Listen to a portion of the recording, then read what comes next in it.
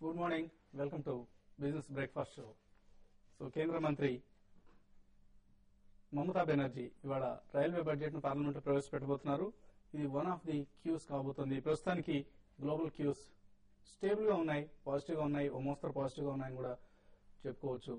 Crude సంబంధించిన కలకలం కొంత సద్దుమణుగుతున్నట్లుగా కనిపిస్తోంది. నిన్నటితో ముగిసిన ఫిబ్రవరి F&O సిరీస్ మార్కెట్స్ కు పీడకల మిగిల్చింది. నిఫ్టీ నిన్న ఒక రోజులోనే గమనిస్తే 174 పాయింట్లు నష్టపోవడం, అలాగే సెన్సెక్స్ కూడా 500 పాయింట్లకు పైగా నష్టపోవడం, ఇవన్నీ అందరినీ కలవరపరిచిన అంశాలు. 545 పాయింట్లు నిన్న ఒక రోజులోనే సెన్సెక్స్ నష్టపోయింది. సో ఒక బ్లాక్ థర్స్డే నిన్న హైయెస్ట్ ఎవర్ వాల్యూమ్స్ కూడా నమోదైన రోజు నిన్న 2,99,000 కోట్ల వాల్యూమ్స్. ఇంతవరకు చరిత్రలో ఇంత హైయెస్ట్ వాల్యూమ్ ఎప్పుడు జరగలేదు. So banks, autos, take any sector, అన్ని సెక్టర్లోనూ అమ్మకాలు వెల్లువెత్తాయి. బడ్జెట్ కి జస్ట్ 2 రోజుల ముందు మార్కెట్స్ ఇంతగా పతనం కావడం మన గతంలో అట్లీస్ట్ లాస్ట్ 10 years లో అయితే ఎన్నడూ చూడలేదు. సో ఈవెన్ డిఫెన్సివ్ స్టాక్స్ అనుకునే pharma stocks, IT stocks, Aurobindo Pharma 15% పడిపోవడం గమనించాం. Doctor Reddy's Labs, Ranbaxy, even Tata Motors లాంటి ఫండమెంటల్లీ వెరీ స్ట్రాంగ్ కంపెనీస్ అనుకునే కౌంటర్స్ లో కూడా నష్టాలు గమనించాం. సో ఓవరాల్ గా ఫిబ్రవరి సిరీస్ ని గమనిస్తే మిడ్ క్యాప్ ఇండెక్స్ 8% నష్టపోయింది, స్మాల్ క్యాప్ ఇండెక్స్ 11%, అలాగే నిఫ్టీ 5.4% ఫిబ్రవరిలో నష్టపోయింది, సెన్సెక్స్ 5% నష్టపోయింది. అలాగే సెక్టర్స్ వైజ్ గమనిస్తే రియాలిటీ ఇండెక్స్ 18% అత్యధికంగా నష్టపోవడం చూసాం. ఆటోస్ 10%, మెటల్స్ 6%, ఇవన్నీ రేట్ సెన్సిటివ్ సెక్టర్స్ గా మనం అనుకుంటాం. సో ఈ సెక్టర్స్ అన్నిట్లోనూ భారీ కరెక్షన్ గమనించాం. అలాగే నిన్న అన్ని అనిల్ ధీరుభాయ్ అంబానీ గ్రూప్ సంబంధించిన స్టాక్స్ కూడా 20 నుంచి 27% వరకు నష్టపోయాయి. సో డెక్కన్ క్రానికల్ లాంటి స్టాక్స్ 32% ఫాల్ గమనించాం. అలాగే ఎస్కుమార్స్ లాంటి స్టాక్స్ లో 24%. సో 5400 ఆప్షన్స్ చూసి చాలా మంది స్ట్రాటజీస్ డిజైన్ చేస్తున్నారు. 5400 పుట్స్ లో చాలా హై ఓపెన్ ఇంట్రెస్ట్ ఉంది కాబట్టి అక్కడ ఇంతకంటే పడదులే అన్న ఒక ధీమాతో చాలా మంది బ్రేక్ డౌన్ ఛాన్సెస్ తక్కువ అనుకున్న వాళ్ళు చాలా మంది ఫూల్స్ అయిన అనుభవాలు కూడా మనం గమనిస్తున్నాం. బట్ మార్కెట్ కండిషన్స్ ఎలా ఉన్నప్పటికీ ఎఫ్ఐలు, domestic, both foreign institutional investors అలాగే డొమెస్టిక్ ఇన్స్టిట్యూషనల్ ఇన్వెస్టర్స్ ఇద్దరు కూడా తెగబడి అమ్మకాలు సాగిస్తున్నారు. సో ఎఫ్ఐలు ఆల్మోస్ట్ ప్రస్తుతం ఇన్ఫ్లేషన్, సాధారణంగానే ఇన్ఫ్లేషన్ ఎక్కువగా ఉండే ఎకానమీస్ నుంచి వైదొలిగే ప్రయత్నం చేస్తుంటారు. ప్రస్తుతం భారత్ ఎదుర్కొంటున్న పరిస్థితి కూడా ఇదే. క్రూడ్ ఆయిల్ ప్రైసెస్ విపరీతంగా పెరుగుతున్నాయి అంతర్జాతీయంగా. సో ఈ పరిస్థితిలో ఇన్ఫ్లేషన్ మరోసారి శృతిమించే ప్రమాదం కనిపిస్తోంది. దీనికి అనుగుణంగానే ఎఫ్ఐఎస్ కూడా అమ్మకాలు జరుపుతున్నారు. సో మన మార్కెట్స్ నుంచి హేట్ ఇండియా కాన్సెప్ట్ తో ప్రస్తుతానికి వైదొలుగుతున్నట్లుగా కనిపిస్తోంది. ఎనీవే ఈ టైంలో ఏం చేయాలని చాలా మంది అడుగుతుంటారు ఎప్పటికప్పుడు. సో ఎప్పుడు అనుకుంటాం మనం మార్కెట్స్ పడుతున్నప్పుడు కొనుక్కోవచ్చు అని, ఫండమెంటల్స్ బాగానే ఉన్నాయని ఇందాకే అమనా శాస్త్రి గారు కూడా ప్రోగ్రామ్ ముందు హామీ ఇస్తున్నారు. కాబట్టి బై స్టాక్స్ నౌ, కొద్దిగా కొనండి. ఒకసారి లంసం ఇన్వెస్ట్ చేసి అయ్యో తగ్గాయని బాధపడాల్సిన అగత్యం ఎంత మాత్రం లేదు. Long term investors these are the best times to by.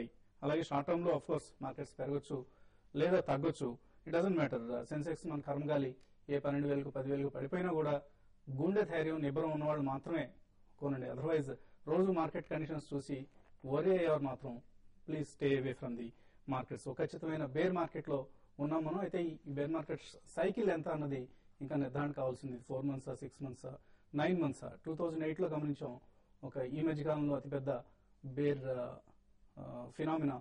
అప్పుడు 9 months మార్కెట్స్ బేరిష్ కండిషన్స్ లో ఉన్నాయి. సో ఈసారి ఎన్ని నెలలు ఉంటాయి అన్నది ఇంకా ప్రశ్నార్థకం.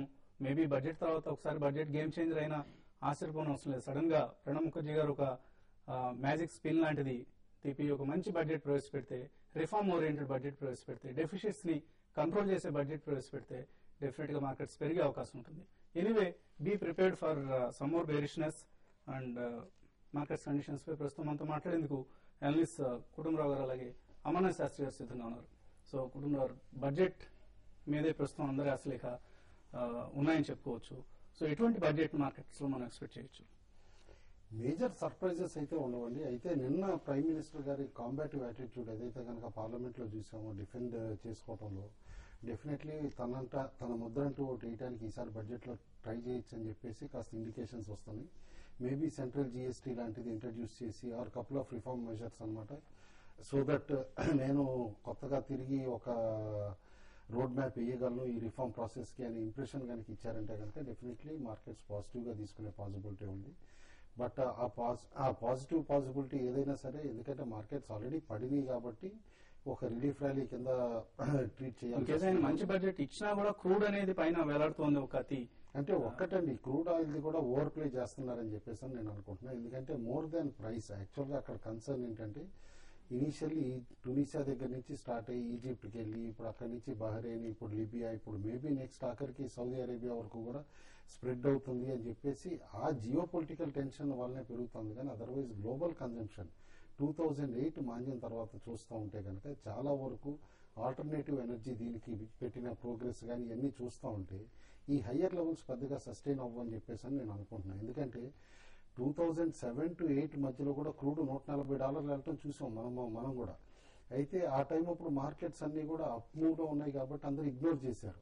అప్పుడు ఇదే ప్లే చేశారు, క్రూడ్ ఎంత అవుతుంది అని చెప్పేసి. బట్ మార్కెట్స్ పర్లేదు. ఈసారి క్రూడ్ $100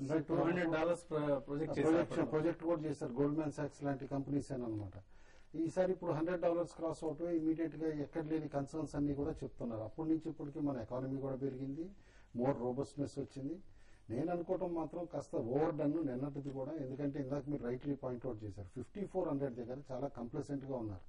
చాలా మంది పుట్ రైటర్స్ నిన్న 5400 పుట్ రైట్ చేసిన వాళ్ళు ఉన్నారు ఫిబ్రవరి సెటిల్మెంట్ లో. ద మూమెంట్ 5400 బ్రేక్ అవటమే కేర్ఫుల్ గా ఎవరైనా ప్యాటర్న్ అబ్జర్వ్ చేస్తుంటే ₹35 ట్రేడ్ అవుతున్న కాల్ ఆప్షన్ కూడా ఇంట్రాడేది 50 పైసలకు వచ్చేసింది within matter of just 40 minutes అనమాట.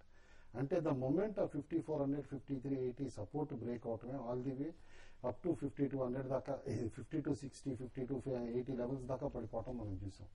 అయితే రీసెంట్ బాటమ్ ఏదైతే 5180 ఏదైతే ఉందో అది నేను అనుకోవటం మేజర్ సపోర్ట్ జోన్ అవుతుంది. ఇవాళ ఇంట్రాడే కూడా 5240, 5250 బ్యాండ్ అనేది మేజర్ సపోర్ట్ జోన్ అవుతుంది. ఈ లెవెల్ సస్టైన్ చేసుకోగలిగితే గనక ఈ షార్ట్ టర్మ్ కి ఇది ఒక డబుల్ బాటమ్ కింద తీసుకుని రిలీఫ్ ర్యాలీ రావచ్చు. బట్ ఏదైనా ఇవాళ both railway budget and pre economic survey కూడా వస్తున్నాయి. రైల్వే బడ్జెట్ కంటే ఎక్కువ ఎకనామిక్ సర్వే కాస్త ఇంపాక్ట్ చేస్తుంది మార్కెట్ ని. ఎందుకంటే తర్వాత వచ్చే పాసిబిలిటీ ఉంది. అయితే రైల్వే బడ్జెట్ లో మమతా బెనర్జీ నేను అనుకోవటం she cannot give anything surprise. ఎందుకంటే ప్రతి ఒక్కళ్ళు regional fanatics అయిపోయారనమాట. Bihar railway minister ఉంటే బీహార్కి ఇవ్వటం, బెంగాల్ రైల్వే మినిస్టర్ ఉంటే బెంగాల్కి ఇవ్వటం, అట్లా మోరోవర్ ఇప్పుడు బెంగాల్ ఎలక్షన్స్ ఉన్నాయి కాబట్టి she will be more pro oriented towards Bengal కానీ towards other states or overall reform measures. కాబట్టి అది ఇగ్నోర్ చేయొచ్చు అని చెప్పేసి కూడా నేను అంటాను.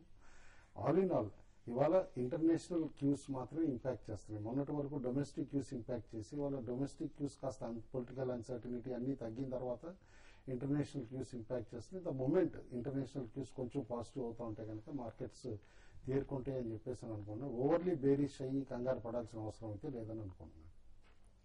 సార్ ఎక్కడ స్టార్ట్ చేసాము అక్కడికే వచ్చాం. మళ్ళీ 5200 దగ్గర నుంచి మనం ర్యాలీ స్టార్ట్ అవుతుంది, ప్రీ బడ్జెట్ ర్యాలీ అనుకున్నాం, తిరిగి 5263 ఈ లెవెల్కి వచ్చాం. సో ఇక్కడ నుంచి మూవ్మెంట్ ఎలా ఉంటుంది అనుకున్నారు? సెల్లింగ్ ఆగే అవకాశాలు ఏమైనా కనిపిస్తున్నాయి?